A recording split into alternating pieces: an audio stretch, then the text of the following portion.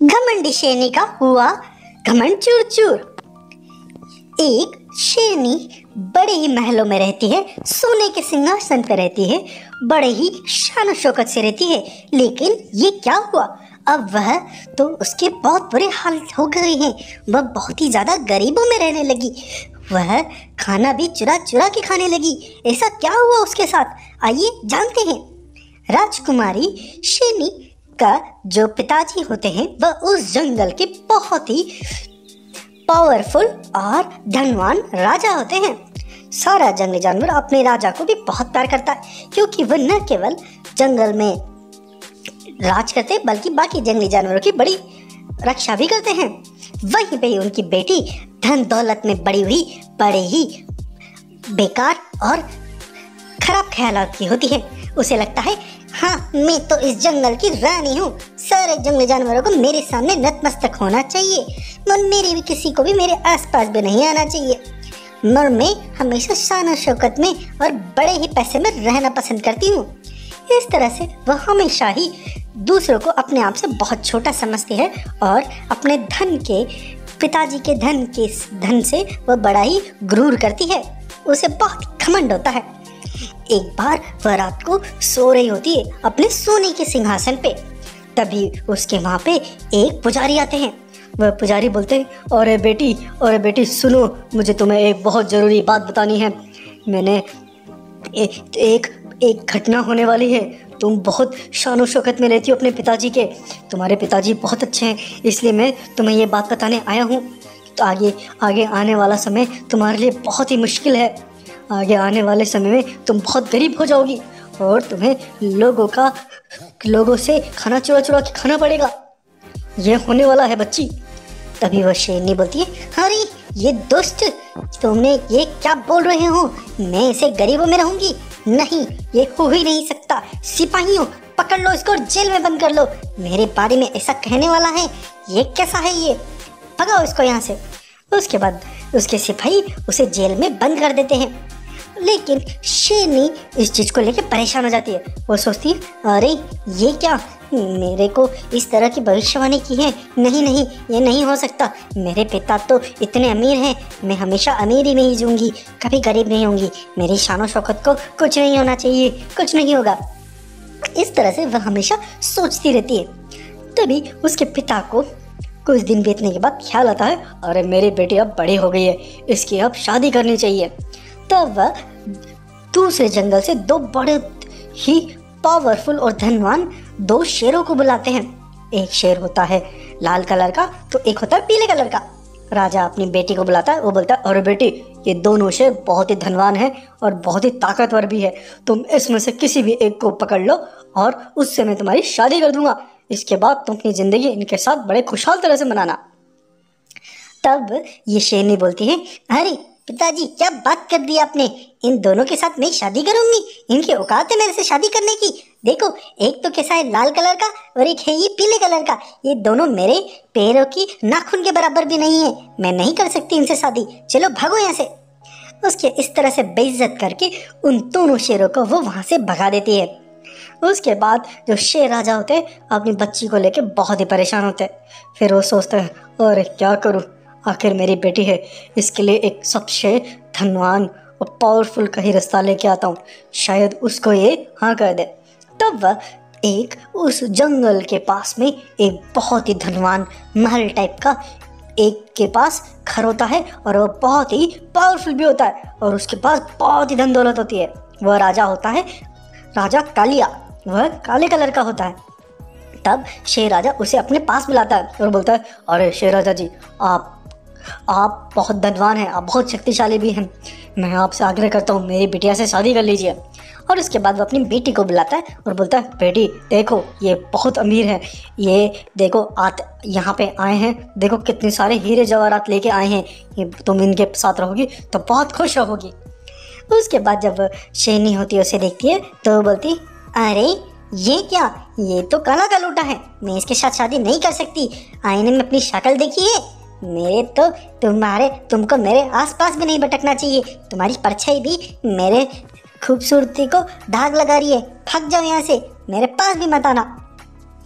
अपने बेटी के इस तरह के व्यवहार को देख के वो बड़ा ही दुखी हो जाता है और वो उस कालिए से माफ़ी मांगता है और उसको विदा करता है। उसके कुछ दिन बीत जाने के बाद वह शेर एक सफ़ेद कलर का बहुत ही सुंदर सा शेर को लेके आता है और अपनी बच्ची को बोलता है, अरे बेटी सुनो, देखो अब ये आखिरी रिश्ता बचा है, ये बहुत सुंदर भी है, इसके बाद कोई भी रिश्ता नहीं है। अगर तुम इससे शादी नहीं करोगे तो तुमको अब जिंदगी भर के लिए कुंवारा रहना पड़ेगा। मेरी बात मानो, इसे कर लो। ये बात सुन के उसकी बेटी को सोचती है, अरे अरे मैं ज़िंदगी भर ऐसे कुंवारी रहूँगी, नहीं नहीं, मुझे इससे शादी कर लेना चाहिए, ये दिखने में तो बहुत सुंदर है, बहुत धनवान भी होगा। फिर वह उस सफ़ेद कलर के बहुत ही सुंदर से शेर से शादी कर लेती है। उसके बाद जो शेर राजा होते हैं वह अपने उस सफ़ेद शेर और अपनी बेटी को विदा करता है। जैसे ही वह उस महल से बाहर निकलते हैं तब वो जो सफ़ेद शेर होता है वो शेरनी को बोलता है, अरे शेरनी सुनो, मुझे तुम्हें कुछ बताना है।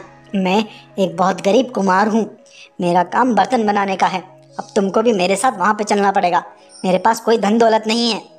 जैसे ही वो बोलती है शेरनी का तो दिमाग ही खराब हो जाता है। शेर बोलती है, अरे ये क्यों, तुम बहुत गरीब हो, ये क्या, मेरे साथ तो धोखा हुआ, तुमने मुझे पहले क्यों नहीं बताया।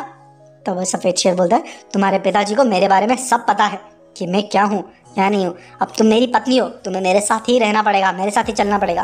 तब शेरनी बोलती, नहीं नहीं, मैं अपना ऐशो आराम छोड़ के तुम्हारे साथ नहीं जा सकती। उसके बाद वो वापस जाने लगती है। तब लेकिन उसके पिताजी उसके लिए दरवाज़ा बंद कर देते हैं। वह देखती है कि अरे मेरे पिताजी ने मेरा दरवाज़ा बंद कर दिया, अब मैं क्या करूं, मजबूरी मुझे इसके साथ ही जाना पड़ेगा। तब वह मजबूरी में उस सफ़ेद शेर के साथ चली जाती है। वह जैसे ही जा रही होती तभी रास्ते में एक बहुत बड़ा और बहुत ही सुंदर सा महल नज़र आता है। वह शेरनी बोलती है, अरे ये बहुत सुंदर सा महल किसका है। तो वह सफ़ेद शेर बोलता है, अरे ये महल तो काले राजा का है, जो कालिया राजा का है, वह बहुत ही धनवान है। उसके बाद वो सोचती है, अरे ये तो वही राजा है जिसको मैंने मना किया था शादी के लिए, उसको इतना बेइज्जत भी किया था मैंने, हाय राम, मैं क्या करूं। उसके बाद वो आगे जाती है। तब एक गुफा के पास बहुत सारे पहरेदारी कर रहे होते हैं। तब बोलती है, अरे ये क्या, ये किस चीज़ की पहरेदारी कर रहे हैं। तब वह सफ़ेद शेर बोलता है, अरे इस गुफा पूरा भरा पड़ा है, ये गुफा सोने चांदी और असरफियों से, इसके अंदर वो जो कालिया राजा है उसका सोना वोना रखा हुआ है, ये उसी को ही प्रोटेक्ट कर रहा है।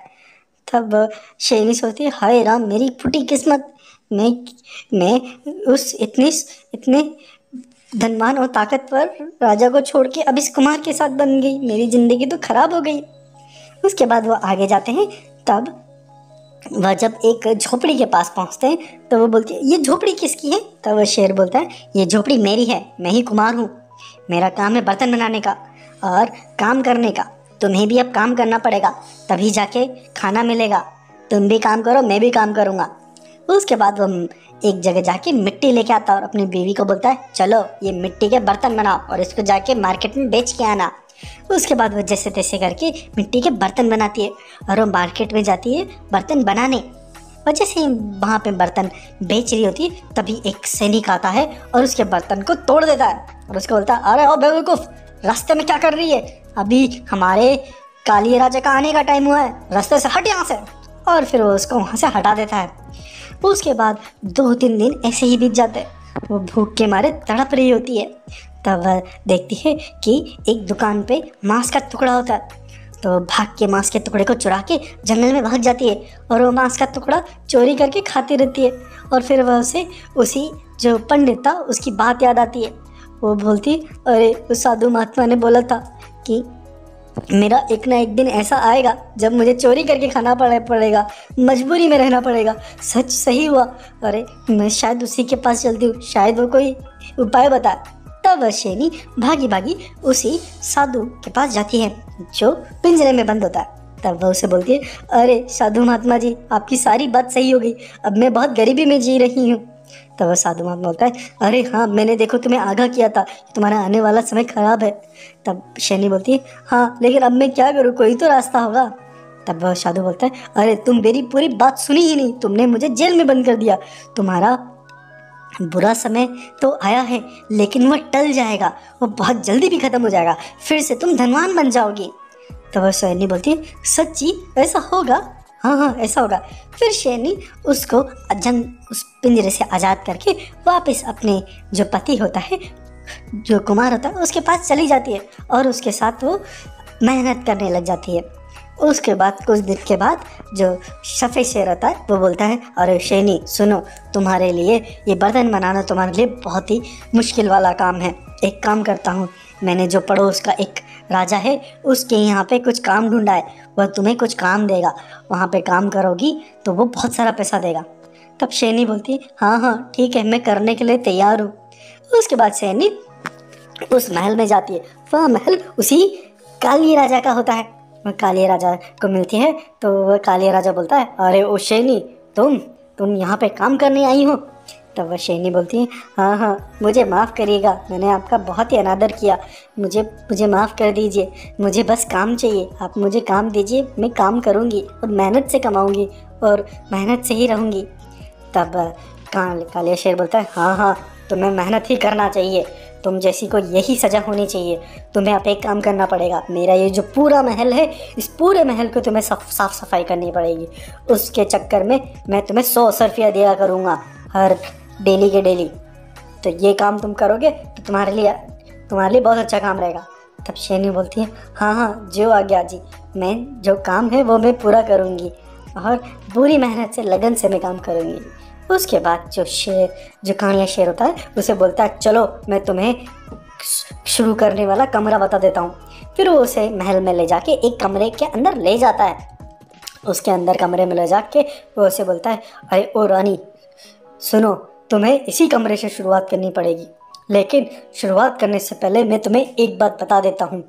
बात यह है कि जो तुमने जब मुझे बेइज्जत किया था तब तुम्हारे पिताजी मुझे बाहर मिलने आए थे। उन्होंने मुझसे माफ़ी मांगी थी और रिक्वेस्ट करी थी।